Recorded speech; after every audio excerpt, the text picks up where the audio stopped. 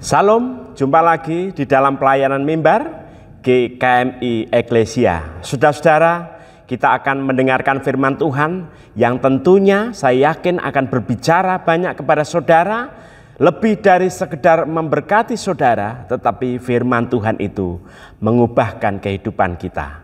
Mari kita berdoa sebelum kita mendengarkan firman Tuhan, minta pimpinan dan bimbingan Roh Kudus. Kita berdoa. Tuhan Yesus, kami mengucap syukur untuk segala berkat-Mu yang selalu melimpahi kami. Dan pada hari ini Tuhan, Kau berkenan bersabda kepada kami. Ya Tuhan, berbicaralah kepada kami pribadi lepas pribadi, kepada siapapun kami yang mengakses menonton video ini. Tuhan berkati. Firman Tuhan mampu menembus sekat-sekat batasan-batasan teknologi, dan Tuhan mampu berbicara dan kuasa-Mu bisa melampaui segala teknologi alat yang kami pakai. Tuhan berkati setiap kami yang mendengarkan, dan Tuhan boleh mengubahkan kehidupan kami menjadi orang-orang Kristen yang makin hari semakin lebih baik, orang-orang Kristen yang bertanggung jawab, orang-orang Kristen yang mengupayakan sekuat tenaga untuk menjadi garam dan terang dunia. Terima kasih Tuhan, kami percaya Engkau hadir di tengah-tengah kami di dalam pemberitaan firman Tuhan ini.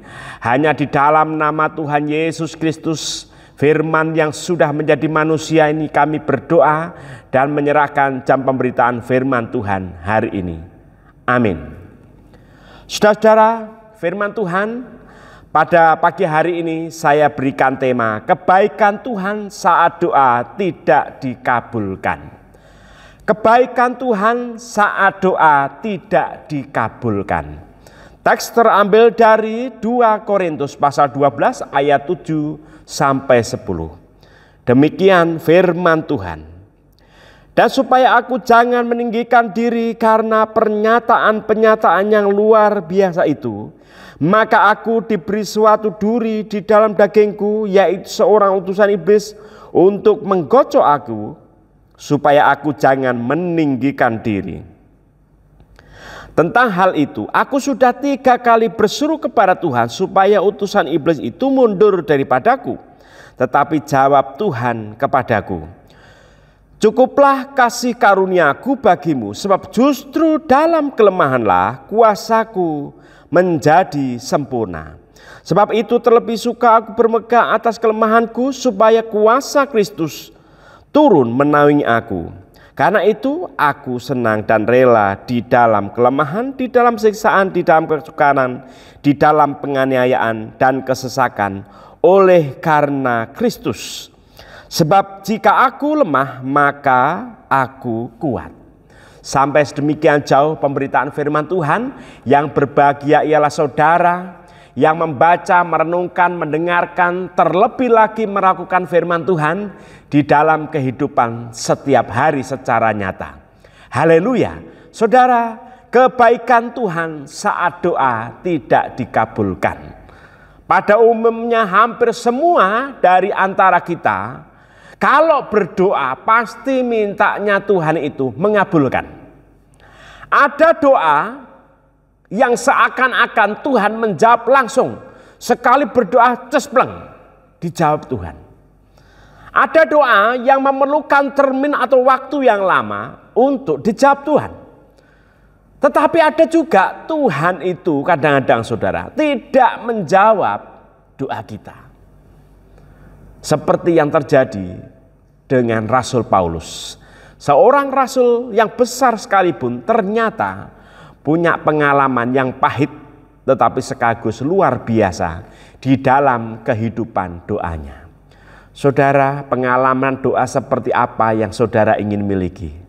Pengalaman doa seperti apa yang sudah saudara miliki? Pengalaman saudara model apa yang sebenarnya saudara hindari?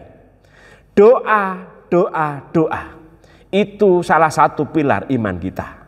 Saudara, saya punya pengalaman yang menarik. Ada seorang petani bercerita kepada saya. Suatu kali dia menanam timun. Seiring berjalannya waktu, timun itu bertumbuh dengan baik dan mulai berbuah. Makin kecil, makin hari mulai kecil, membesar dan sudah bisalah untuk dikonsumsi. Walaupun belum masa panen, tetapi buah ketimun itu menunjukkan hasil yang baik. Walaupun belum tepat dipanen, namun bisa dikonsumsi. Apa yang terjadi di situ? Sang petani ini cerita, pada waktu itu Pak Pendeta, timun saya mulai dicuri orang. Saya berdoa kepada Tuhan, Tuhan hentikanlah pencuri itu. Tidak dijawab. Kemudian diubah doanya. Tuhan, saya berdoa supaya pencuri itu kenyang puas makan timun saya dan tidak nyuri lagi. Tetap mereka itu mencuri.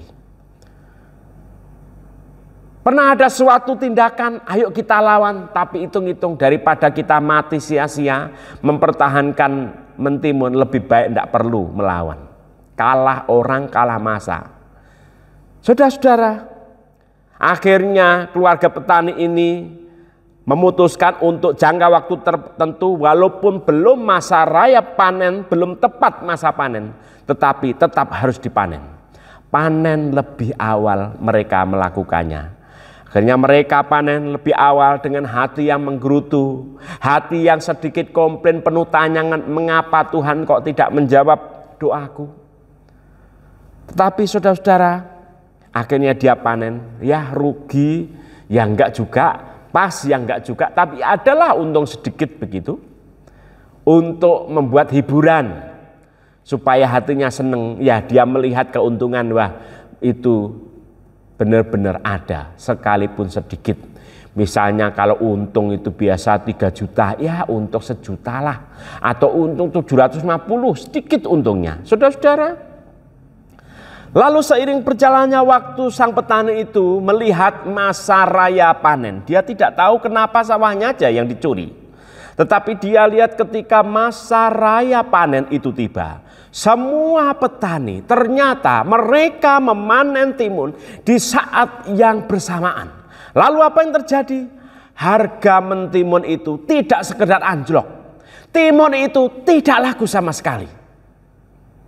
Timun itu diberikan harga yang sangat murah. Sehingga para petani itu dengan hati yang sedih, timunnya itu taruh di halaman. Ditaruh di atas perigi atau tembok batu di depan rumahnya itu. Semuanya itu ditaruh begitu saja, tidak ada yang mengurusi. Kalau orang mau ngambil silahkan. Kambing masuk mau makan silahkan. Semuanya boleh ambil. Nol, tidak ada hasil apapun. Saudara-saudara, melihat momen seperti itu, sang petani ini bisa merenungi, ternyata ini toh kehendak Tuhan. Kenapa doa saya tidak dijawab oleh Tuhan? Ternyata punya rencana yang indah Tuhan itu. Tuhan memiliki sebuah rencana yang indah, dan ya mendinglah mereka bisa mendapatkan keuntungan walaupun sedikit dibandingkan para petani yang lain yang benar-benar mereka itu total rugi, saudara-saudara. Kalau orang Jawa benar-benar mereka itu runtah entek-entekan. Saudara-saudara, ini menarik. Jangan dipahami bahwa petani itu bersyukur kepada celaka atau ketidakberuntungan orang petani yang lain. Bukan.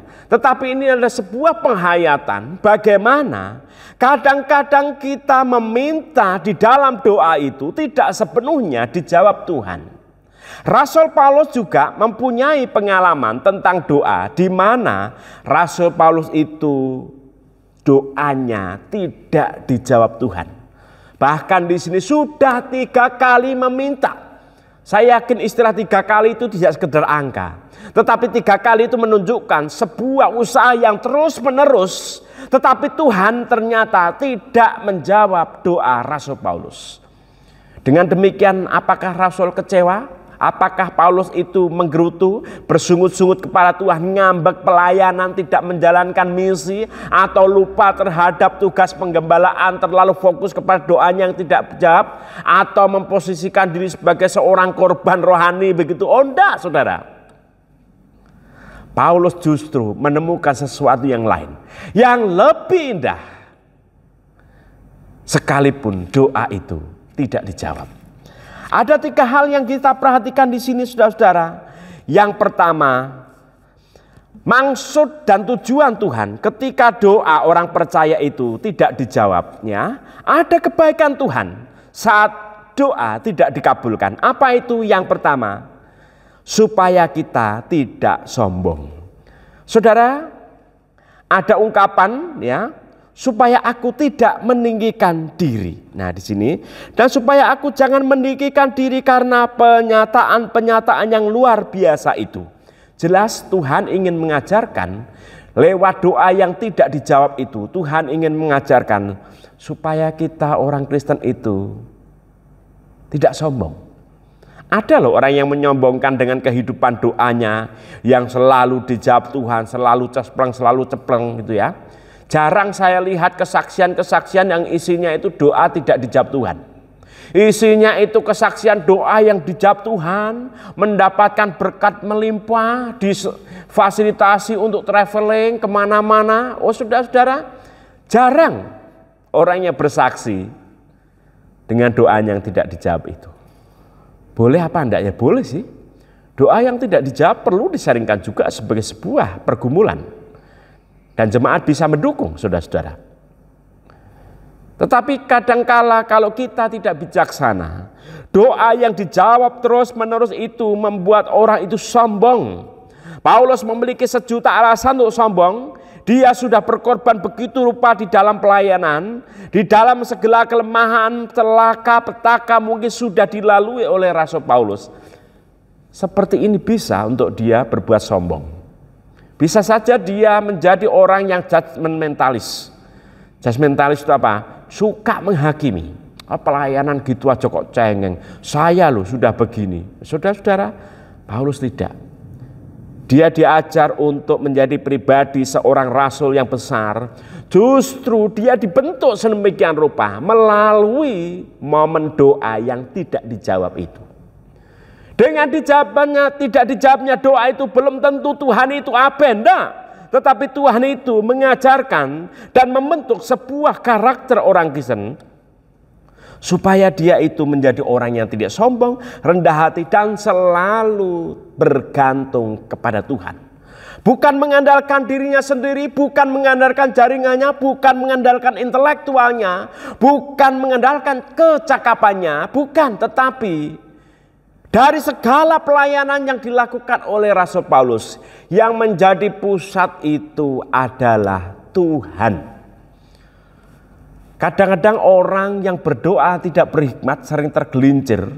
Orang itu yang menjadi pusat kehidupannya itu adalah berkatnya.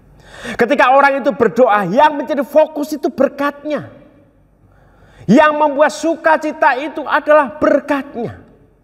Yang membuat seseorang itu termotivasi untuk berdoa itu adalah berkatnya. Bukan sumber berkat.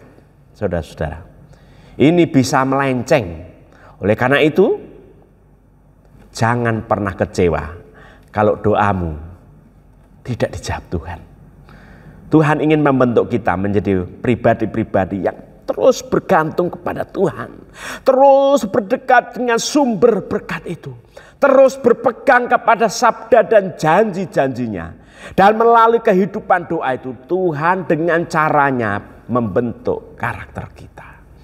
Jadi ingat, doa tidak sekedar sarana untuk meminta-minta, tetapi doa itu sarana untuk pembentukan karakter.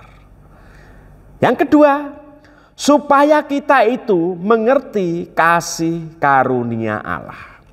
Supaya kita mengerti kasih karunia Allah. Tuhan memberitahu Paulus demikian, saudara. Cukuplah kasih karuniaku kepadamu. Kita perlu mengingat bahwa anugerah bukan jatah ya. Setiap orang dijatah sama enggak. Anugerah Tuhan, kasih setia Tuhan, cinta kasih Tuhan kepada kita itu bersifat proporsional. Maksudnya apa? Tiap pribadi itu berbeda, tidak bisa disamakan, dan tiap pribadi itu pas di dalam pemberitaan Tuhan, di dalam pemberian anugerah itu. Semuanya itu proporsional, pas, cocok dengan pribadi itu. Rasul Paulus berbeda dengan rasul yang lain. Hamba Tuhan yang satu berbeda dengan hamba Tuhan yang lain. Jemaat yang satu berbeda dengan jemaat yang lain. Saudara-saudara, jadi kasih Tuhan itu proporsional, pas cocok, cukup untuk kita sekalian. Melalui penghayatan seperti itulah kita mendapati diri kita itu menjadi pribadi-pribadi yang bisa merasakan kecukupan. Jadi anugerah Tuhan itu cukup untuk kita. Hanya saja apa yang cukup buat kita belum tentu cukup juga bagi orang lain. Kecukupan itu sebuah doa. Ingat dalam doa Bapa kami, berikanlah kami hari ini makanan kami yang secukupnya. Jadi orang kalau bicara tentang kecukupan itu tidak sekedar bicara masalah jasmani saja, tetapi ada sangkut pautnya dengan doa dan perkara rohani. Musa di dalam memimpin bangsa Israel di padang gurun ketika mereka itu keluar dari tanah Mesir. Di tengah padang gurun orang Israel itu cuma enak-enak aja. Mereka tidak bekerja, tidak menanam, mereka cukup mengikuti Musa, tetapi melihat pemeliharaan Tuhan yang luar biasa. Mereka diberi mana dari surga. Tuhan pun mengatakan harus yang secukupnya.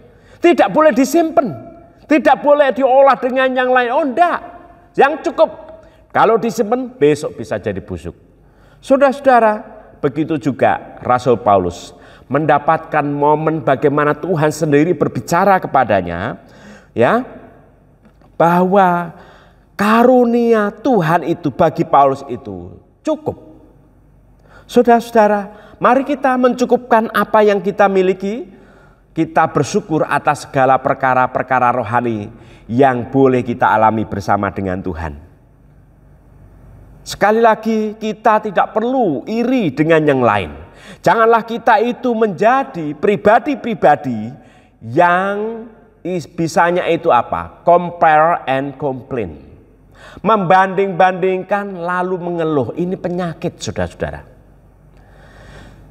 Rasul Paulus diberikan sabda oleh Tuhan, cukuplah kasih karuniaku kepadamu. Kita perlu mengingat bahwa anugerah bukanlah jatah, semua orang itu sama. Kasih karunia Allah memang sempurna dan melimpah bagi semua orang. Namun hal ini tidak berarti bahwa dia harus memberikan semuanya kepada semua orang. Tuhan itu berdaulat, Tuhan tidak bisa diatur-atur. Kita tidak bisa merengek-rengek supaya Tuhan berbelas kasihan meminta apa yang kita perlu padahal kita tidak tahu apa yang kita minta. Tidak. Tuhan itu sempurna. Baik di dalam berkat-Nya, di dalam kasih karunia-Nya, di dalam penebusan dan keselamatannya, di dalam kelimpahan setiap hari. Bahkan penyertaan Tuhan itu sempurna.